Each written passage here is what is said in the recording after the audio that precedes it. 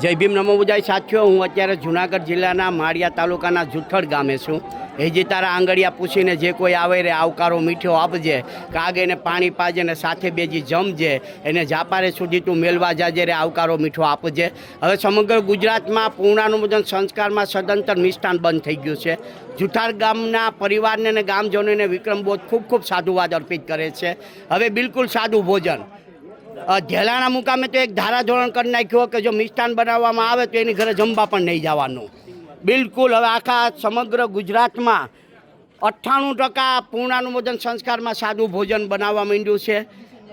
જુથડ ગામના ગૌતમભાઈ દિવંગત થયા છે અને એમના પરિવારને ખૂબ ખૂબ સાધુવાદ અર્પિત કરે છે. આપણી ઘરે આવ્યા હોય તો આપણે કાગ એને પાણી બાજશે અને સાથે બેસી જમજે. તો બિલકુલ સાદું ભોજન તમે જોવો છો, દાળ રોટલી શાક ભાત. તો જેથી કરી અને દિવંગત થયા હોય ઘણાય ઘર એવા હોય છે કે એમની પાસે હોય પણ નહીં, અને દવાખાનાય ઘણા બધા હોય છે. હોય ન હોય તો સતત બિલકુલ અઘરામાં અઘરું મિષ્ટાન બનાવવામાં આવે તો ઘણો બધો ખર્ચ થઈ જાય છે. એટલે તમે કોઈપણની આંગળે જાઓ છો તો આ મેસેજ પ્રસરાવવાનો વિનમ્ર પ્રયાસ કરો. હજુ આખા ગુજરાતમાં ઘણી બધી જગ્યાએ હજુ મિષ્ટાન બનાવે છે.